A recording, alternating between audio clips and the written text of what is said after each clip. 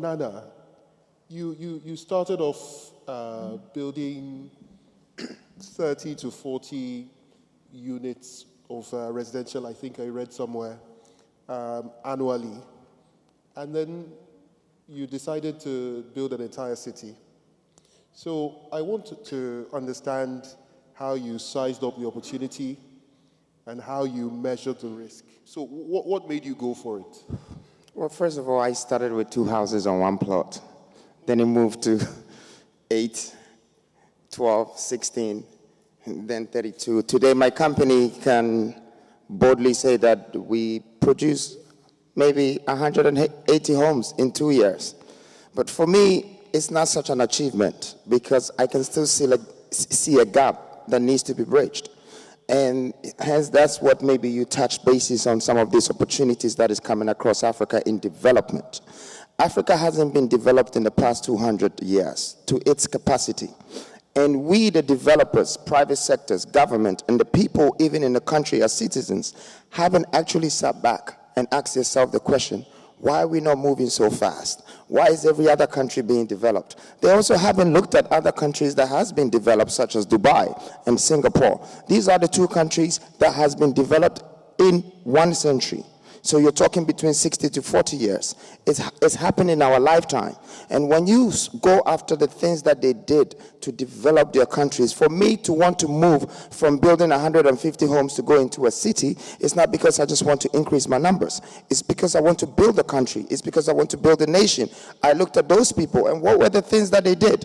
One of the major things that these countries did was that they introduced industrialization, which Africans have been lacking for a very long time. Now, when I say industrialization, I live in a country where I import everything to finish my houses.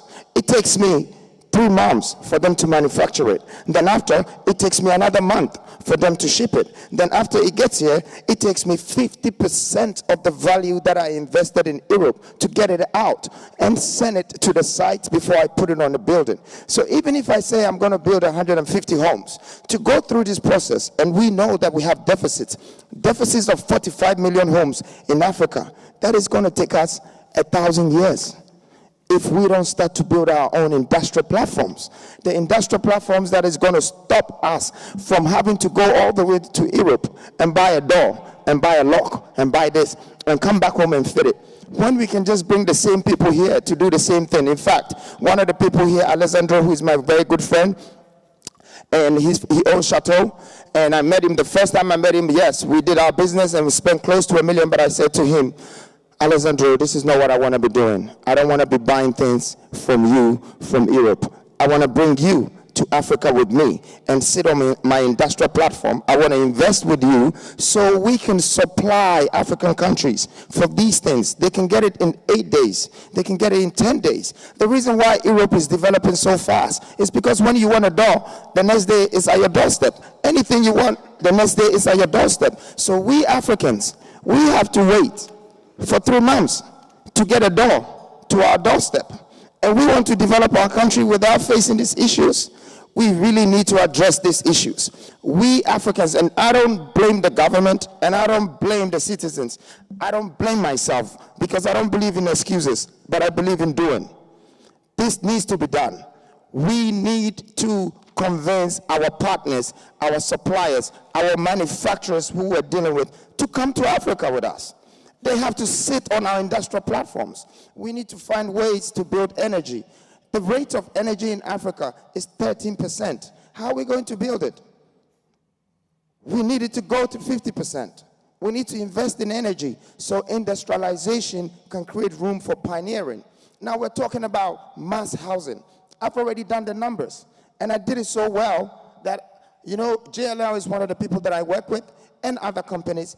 But when I sat behind my own closed doors and decided to do these numbers for affordable housing, you are building a home for someone for $20,000, calling it affordable, that they will never get the money for you.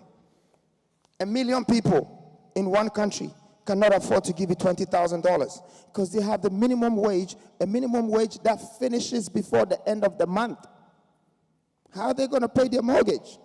We have a problem even the financial systems, because for me to have grown this far in my business is because I didn't have to think in the beginning that I needed the bank to support me to grow. I realized that they just couldn't do it. I didn't have to think that I needed the government to support me to grow. I just realized that they couldn't do it. If they haven't done it for the country, how are they going to do it for me? I feel like we Africans are the future, that we are going to develop our own country by thinking and having a positive way of thinking, bringing people from outside to join us to develop our country, because the history of every country in this world that has been developed brought people from outside. Even Dubai, they brought the Pakistanis, they brought different people to work, to build Dubai. And then they had the biggest industrial platform, which is Sharjah. You can confirm yourself. Today, it's the biggest industrial free zone platform in the world. They had to build their own glasses, manufacture their own glasses, manufacture their own Alukobon, and it was 2 minutes drive away from Dubai. You wonder why those buildings were springing up so fast. Without these things, I think we have an issue. And I couldn't have any stage to address some of this. It might sound a little bit political, it might sound a little bit governmental, a little bit business, but it's the truth.